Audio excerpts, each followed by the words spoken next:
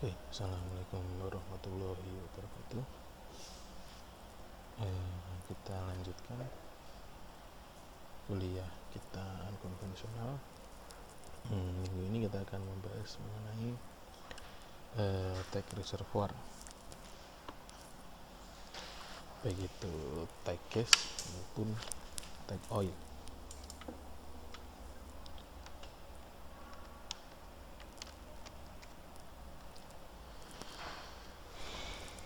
Oke, yang pertama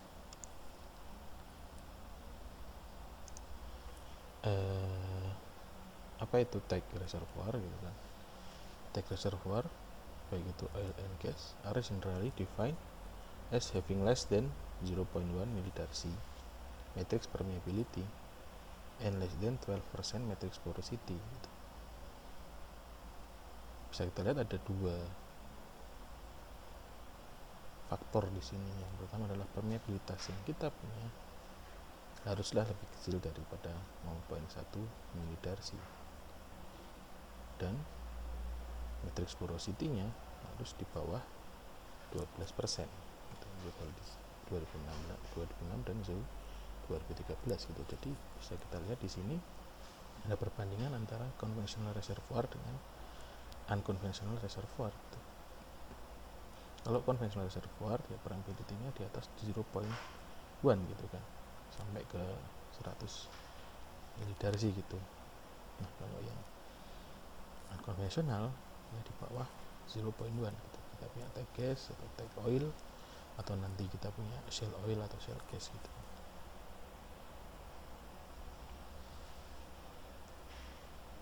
Nah, yang pertama tank gas reservoir, tank gas sandstone atau tank gas refers to sandstone reservoir with low to ultra low permeability that usually have no natural productivity and can only attain commercial value after large scale fracturing or special gas production technique.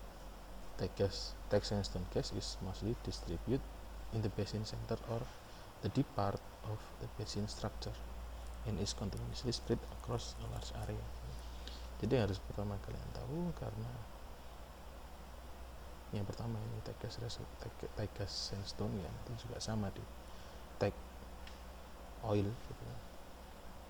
Karena dia punya low to ultra low permeability, dia tidak bisa natural productivity, tidak bisa memproduksi hidrokarbon secara natural gitu, karena hidrokarbonnya tidak bisa bergerak. Dia punya permeabilitas yang sangat kecil dan porositas yang sangat kecil juga, terutama permeabilitasnya gitu kan. Nah, karena permeabilitasnya kecil, dia tidak bisa bergerak secara natural, memproduksikan hidrokarbonnya itu secara natural sendiri. Beda dengan yang konvensional gitu, dia harus mempunyai special production technique. Nah, di sini ditulis ada large scale fracturing gitu. Nanti akan kita bahas apa itu large scale fracturing. Nah, they distribute in the basin center of or the deep part of the basin structure. Kenapa? Karena secara logika sederhana, ketika kita ingin mempunyai batuan yang sangat tight, yang sangat kompak, berarti dia harus mengalami kompaksi yang sangat tinggi gitu, dan sementasi dan lain sebagainya gitu. Implikasinya apa? Dia harus memiliki melalui proses diagenesis yang cukup panjang gitu. Nah, karena adanya real yang sangat tinggi dan proses yang diagenesis yang cukup panjang, maka mereka berada di daerah basin centernya gitu, atau di deep partnya. Jadi kalau semakin ke bawah dia semakin terbeban, realnya sangat tinggi gitu kan. Terus juga karena realnya sangat tinggi, dia akan mengalami proses diagenesis yang lebih advance gitu dibandingkan dengan yang ada di pinggir basinnya gitu, atau bukan di partnya gitu. Yaitu mengapa tank sandstone itu mostly distribute in the basin center itu kira-kira. Nah, begitu juga dengan tank sandstone oil is also referred to as tank oil, and the crude usually occurs in siltified sandstone and tank carbonate reservoir. Tag oil can produce without assistance from technically advanced drilling and completion process.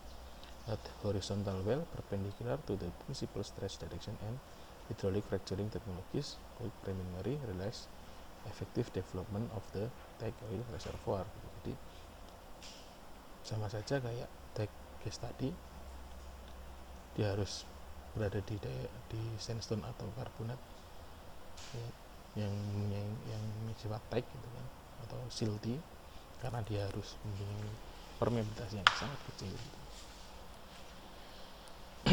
Dan juga sama seperti tag gas juga dia can produce without assistance, harus dibantu menggunakan teknologi. Bisa dari horizontal well yang mengarah ke principal stretch direction gitu, atau kalau tidak dia harus melakukan hydraulic fracturing gitu. Kenapa? Kalau kita punya horizontal well harus searah dengan principal stretch direction ya, karena biar kita mencari fracture gitu. Jadi tidak usah melakukan hydraulic fracturing, sudah mempunyai fracture alami gitu. Nanti akan kita bahas mengapa itu perlu dilakukan.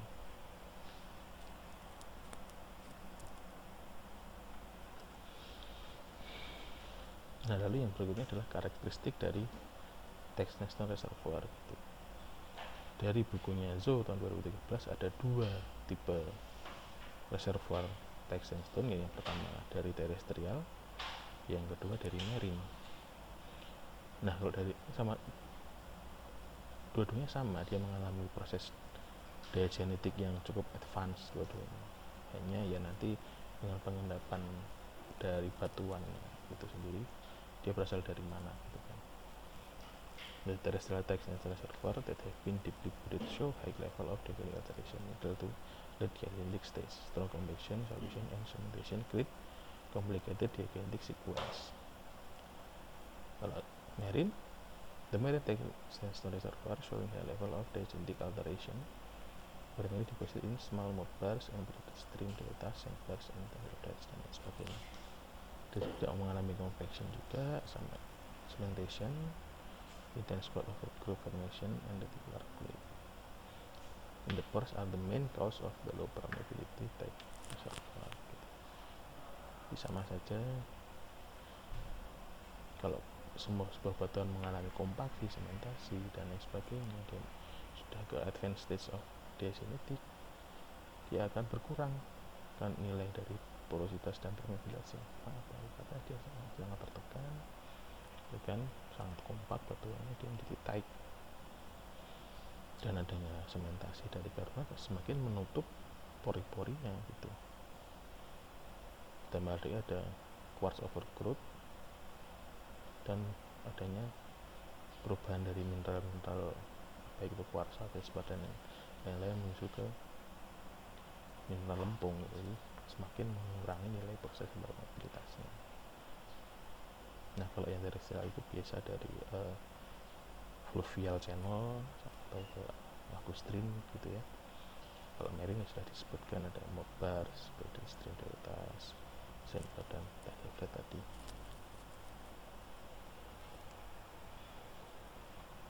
Nah, ini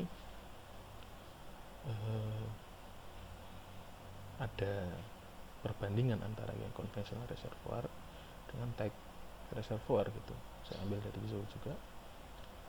Properti yang pertama yang berbeda adalah reservoir composition. Kalau konvensional kita punya high quartz grain content, low feldspar and metric content. Kalau tag sandstone reservoir kita punya very high feldspar and metric content. Jadi dia sudah quartznya sudah bertumbuh menjadi feldspar gitu. Dan matriksnya sangat banyak, beda dengan yang di sandstone reservoir gitu. Nah, yang kedua adalah diagenetic evolution.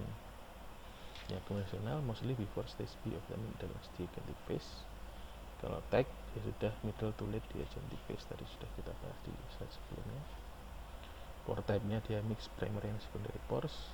Kalau yang tag sandstone sudah mainly secondary pores karena primary pore-nya sudah mengalami kompaksi dan sementasi tadi. for truth connectivity-nya dia short for truth dan good connectivity, konektivitas antar porinya yang cukup bagus. Kalau yang Textenson dia sudah full. Velocity kalau konvensional 12-30%, Textenson 3-12%. Ini kalau nyari di sumber yang lain ada yang bilang di bawah 10% ada, di bawah 8% juga ada. Jadi kalau kita pakai dari Zoo, dia mengatakan bahwa Textenson reservoir di bawah 12%. Permeability-nya sama. Kalau di atas 0,1 sudah konvensional, di bawah 0,1 dia sudah tight. Rock density-nya yang konvensional lebih kecil dari 2,65, kalau Textenson 2,65 sampai 2,74, hampir sama dengan shale dan batuan beku. Reservoir pressure-nya kincir normal atau slightly less than normal. Kalau Textenson dia abnormal high formation pressure ya, karena tadi kompaksi dan lain sebagainya. Dia ada di bawah, di deep part dan di center of basin, jadi dia punya high formation pressure. Nah, yang bisa kita lihat di sini bedanya dengan yang konvensional. Di sini dia, nah kalau tight reservoir dia ada di bawah di sini, yaitu sand oil dan sand gas-nya tadi, tergantung dia migrate-nya seperti apa. Nah, kalau yang masih di source rock-nya ya jadi oil shale dan gas shale gitu. Nah, kalau sudah migrate dia akan migrate ke sini jadi take sand dan take oil, sand oil dan take sand gas. Tapi kalau dia sudah migrate sampai ke daerah trapnya, dia sudah masuk ke konvensional oil gitu.